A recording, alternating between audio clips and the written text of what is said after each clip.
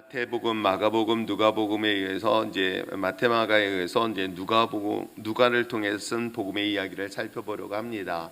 우리가 마태가 전했었던 복음은 바로 우리가 보았던 것처럼 죄인도 정말 하나님의 특별한 사람들이 아닌 죄인도 하나님의 복음의 사명을 감당할 수 있고 사용되어질 수 있다라고 이야기하고 있다고 한다면, 우리가 어제 보았던 마가복음에 대해서는 회개하고 믿음으로 말미암아 하나님의 구원받은 백성이 될 수 있다는 그 기쁜 소식을 전하였다고 합니다. 그렇다면 오늘은 이 누가가 전하는 복음은 과연 어떤 것일까? 먼저 누가는 우리가 잘 알고 있는 것처럼 의사 출신이기도 합니다.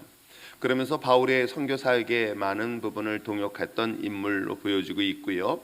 뿐만 아니라 그와 같이 의사이면서도 복음을 전하는 전도자의 삶. 근데 이 누가복음을 잘 보면은 그가 쓴 글들이 나오는데 시들이 참 많이 나와요. 그래서 그를 음악가라고까지도 이야기를 하고 있습니다.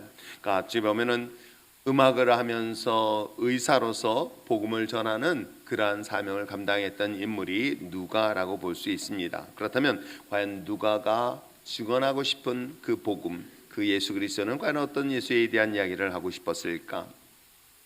먼저 우리 앞부분 누가복음 2장에서 살펴보았던 것처럼 예수가 세상의 구주로, 즉 구원자로 오셨다는 사실을 또한 계속해서 설명을 하고 있는 내용이 우리가 함께 읽었던 10절부터 11절까지 내용이기도 합니다. 우리가 너무나 잘 알고 있는 이 본문의 말씀, 아기 예수의 탄생하던 그 밤 베들레헴 그 외곽 지역에서 양떼를 몰고 있던 목동들에게 천사가 나타나서 소식을 전해줬던 것으로 오늘 성경은 소개를 하고 있습니다. 천사는 예수님을 세이버, 즉 구주라고 성경을 소개를 하고 있어요. 구원을 선물로 그들에게 전달해 줬던 이야기. 그래서 14절에 기록된 것처럼 높은 곳에는 하나님의 영광이고 땅에 있는 모든 사람들에게는 하나님의 평화를 주실 것이다 라는 그런 메시지를 전해주고 있는 것이 바로 이 누가가 전하고 싶었던 바로 복음의 내용이기도 합니다. 예수님께서 세상의 구주로 오셨다는 이 놀라운 사실, 그리고 두 번째 볼 수 있는 것은 무엇일까? 우리가 함께 본문에 보면 살펴보는 것 말고도 우리가 2장에서 살펴봤던 것, 우리가 24장에서 살펴본 내용을 보니까 이런 이야기를 하고 있습니다. 46절에 또 이르시되 이같이 그리스도를 고난을 받아 제3일에 죽은 자 가운데서 살아나는 것에 대한 이야기를 하고 있으며, 또한 죄사함, 그 이름으로 죄사함을 받아 회개하였다는 이야기를 하고 있습니다. 그렇습니다. 이 누가가 전하고 싶었던 또 하나의 복음의 중심적 메시지 중에 하나는 예수가 죄 가운데 우리의 죄를 위하여 죽으시고 3일 만에 부활하셨다는 그러한 소식이 우리에게 전해주고 싶은 또한 복음의 소식이라는 것을 잊지 마시기를 부탁드립니다. 죄에 대하여 죽음, 그리고 죽음을 3일 만에 부활로 승리하셨던 이야기, 그리고 마지막으로 볼 수 있었던 것은 사실은 우리가 본문을 읽지 않는데 그 이야기가 모든 사람들에게 복음을 전달하고 있다는 내용이기도 합니다. 즉 이 이야기는 우리가 48절을 읽지 않았는데 너희는 이 모든 일의 증인에 대한 삶을 살 것이라고 이야기를 하고 있습니다.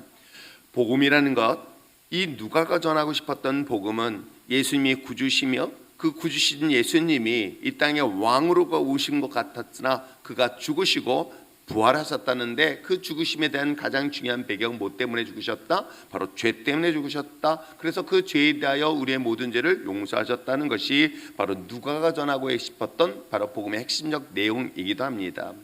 구원의 복음의 죄로부터 해방되었음을 선포하고 있고요. 예수 그리스도의 그 오래된 유대의 전통에 의한다면 죄사함은 반드시 필요한 것이 있었습니다. 우리가 잘 알고 있는 것처럼 5개의 제사를 통해서야만이 인간의 모든 죄를 용서하는데 그것이 완전하지 않기 때문에 우리가 때를 따라서 이와 같은 죄를 계속해서 고백해야 되는데, 예수님의 십자가의 죽음의 그 한 번의 사건은 놀랍게도 과거와 현재 미래 모든 죄를 한 번으로 끝낸 사건, 그것으로 끝나는 것뿐만 아니라 부활의 메시지를 전달하고 있는 것이 바로 오늘날 가장 가깝게는 유대인들에게는 이것이 기쁜 소식이고, 아마 저는 이 얘기를 들으면서 이런 생각을 해봤습니다.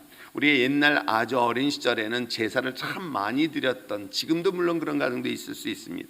유교의 전통적 배경에서 자라온 우리 세대 속에서는 그 조상들에게 제사를 얼마나 많이 드리는지 모릅니다. 그 많은 제사를 한 번으로 했는데, 그것도 한 번으로 1년에 한 번으로 하는 것이 아니라 한 번 하고 이것이 끝이다 라는 것은 어쩌면 제사를 준비하는 사람의 입장에서는 그것이 그처럼 기쁜 소식이 어디 있을까요? 바로 이러한 내용들을 지금 이 누가를 통해서 소개를 하고 있는 것입니다.